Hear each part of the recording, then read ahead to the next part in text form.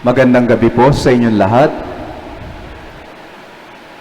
Yoke, sa Tagalog, pamatok. It is a piece of long, curved wood placed at the nape or at the shoulders so that one can carry heavy loads like jugs of water, bricks, or any heavy load so that one can carry them easily. In Jesus' time, the yoke is not only used to carry heavy loads, it is also an image or a symbol of slavery. So when Jesus said in the gospel, "Take my yoke upon you and learn from me, for my yoke is easy and my burden light," those who have heard it may have been scandalized. Some might say, "Isn't he the Messiah?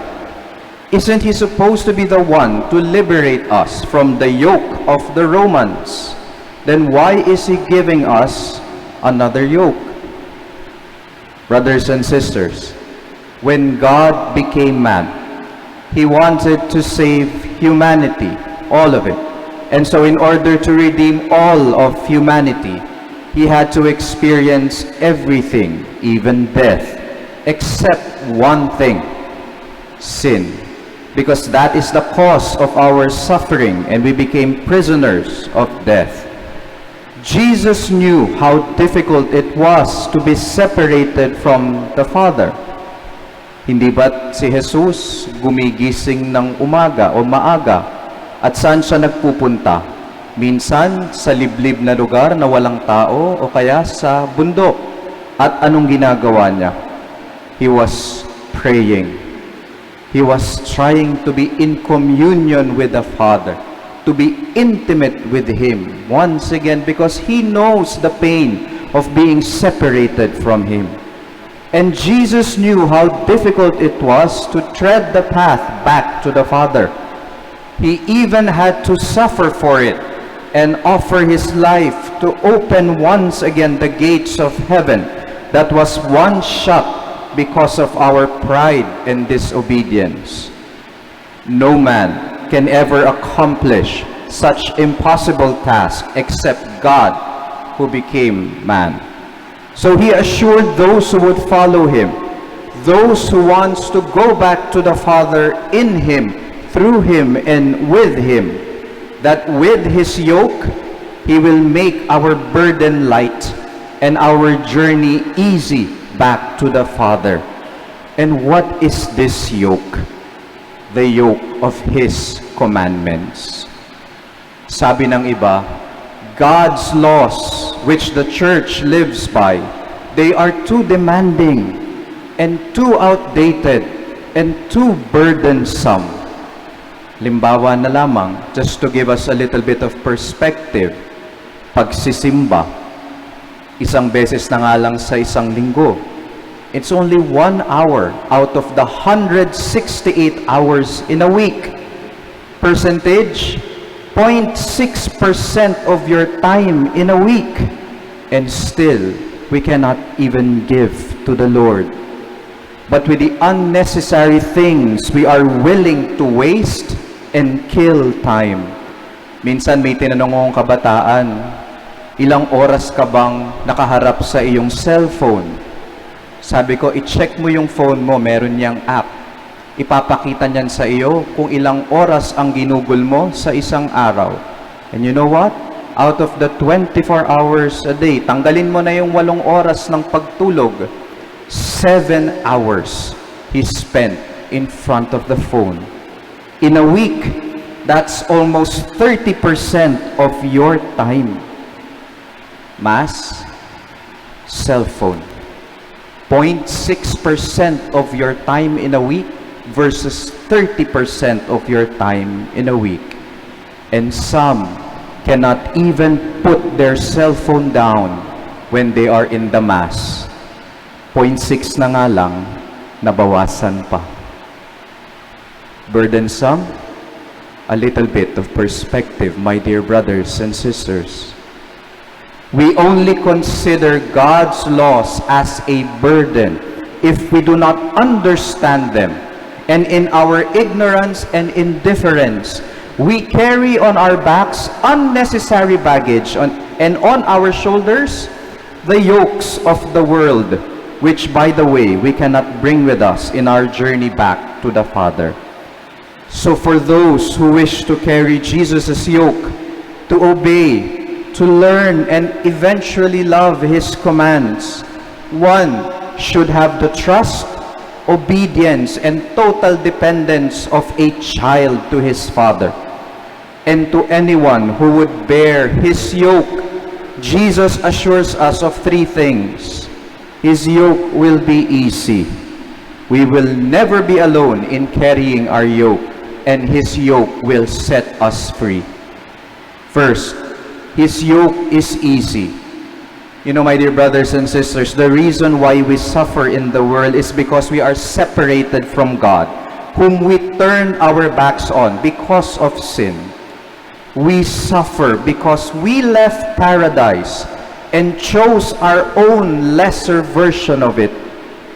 Jesus did not get rid of suffering in the world, but in His power, He transformed it.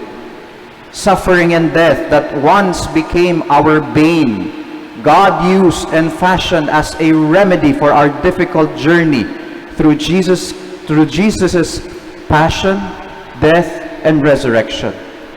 Now, the impossible burden of carrying suffering and death, He has conquered and transformed, and now we can carry it if we can only bear it with Jesus' yoke.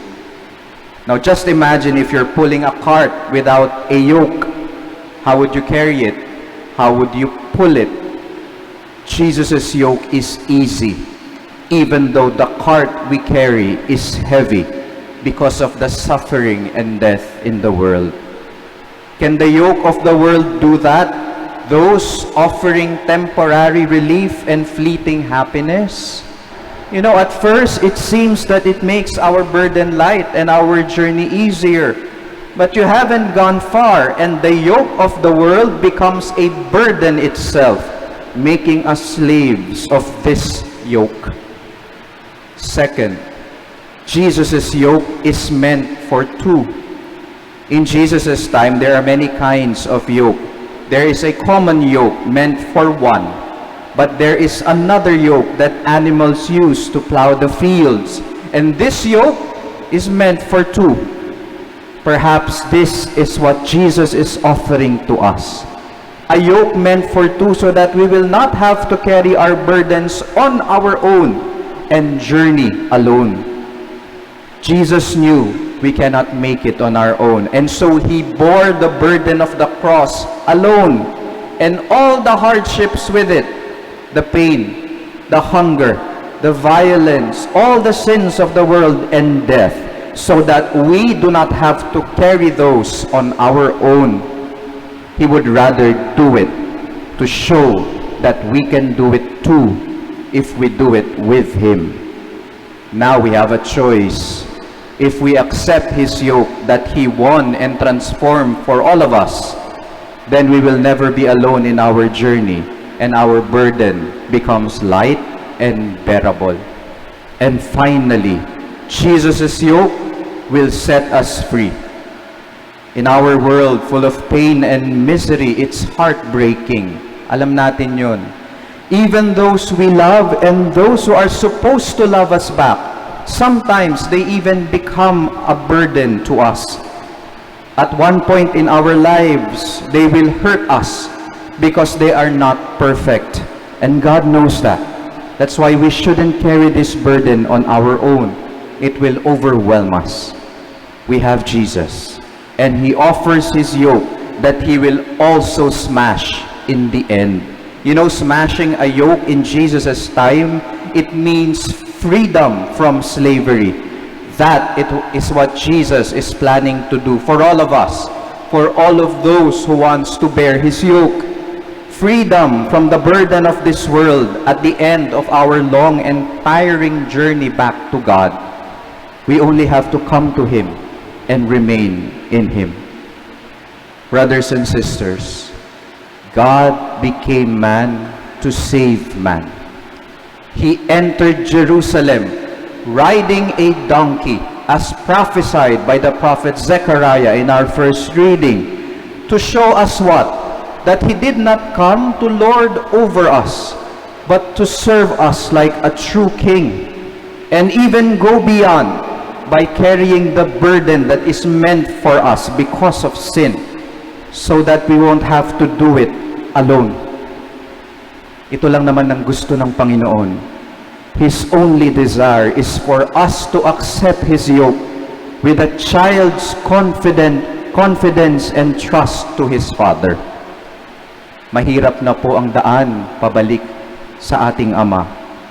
Don't make it harder by carrying unnecessary burdens and the yokes of the world that will make our life unbearable.